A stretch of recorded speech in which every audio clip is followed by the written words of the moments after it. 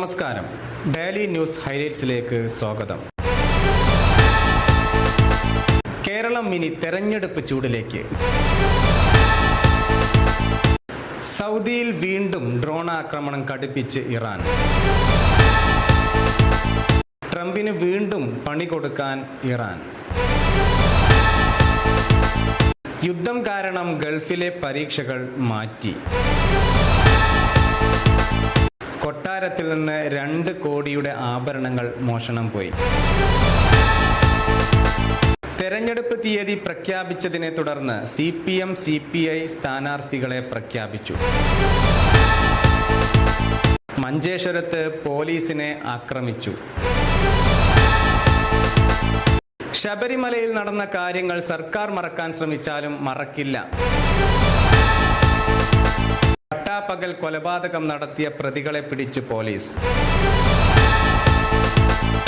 G Sudhakaran അധികാരമോഹിയെന്ന് മന്ത്രി V Sivankutty.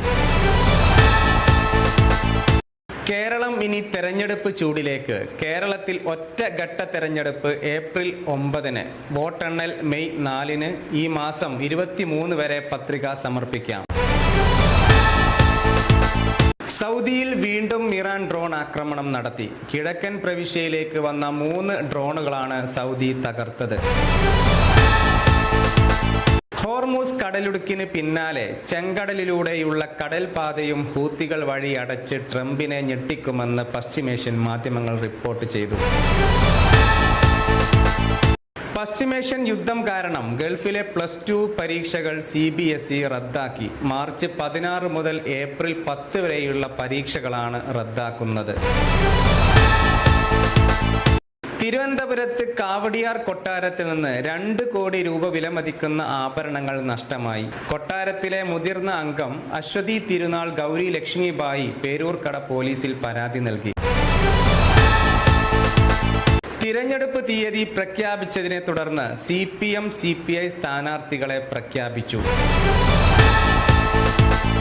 Manjeshwaram Machampady ഹൈദരലിയുടെ ഭാര്യയും മകളും ചേർന്ന് പോലീസിനെ ആക്രമിച്ചു. പ്രതി ഹൈദരലിയെ SI KR ഉമേഷ് കുമാറും സംഘവും ചേർന്ന് പിടികൂടി. ശബരിമലയിൽ നടന്ന ആചാര ലംഘനവും പോലീസ് അതിക്രമവും സർക്കാർ മറക്കാൻ ശ്രമിച്ചാലും വിശ്വാസികൾ ആരും മറക്കില്ല എന്ന് സംഘടനകൾ.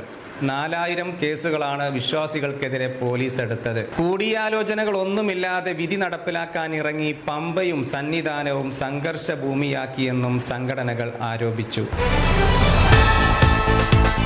പോലീസിനും സർക്കാരിനും നാണക്കേടുണ്ടാക്കിയ കൊല്ലം കരുനാഗപ്പള്ളി ദേശീയപാതയിലെ പട്ടാപ്പകൽ കൊലപാതകത്തിലെ 4 പ്രതികളെയും മുണ്ടക്കയത്ത് വെച്ച് പോലീസ് പിടിയിലായി. കരുനാഗപ്പള്ളി സ്റ്റേഷനിൽ എത്തിച്ച് ചോദ്യം ചെയ്തു വരികയാണ്.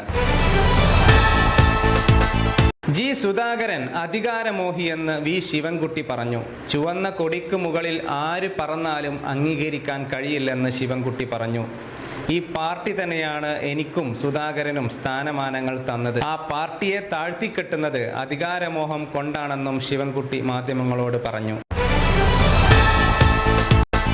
ഇതോടുകൂടി ഈ വാർത്താ ഹൈലൈറ്റ്സ് അവസാനിക്കുന്നു. വീണ്ടും അടുത്ത വാർത്താ ഹൈലൈറ്റ്സിൽ കാണാം. നന്ദി.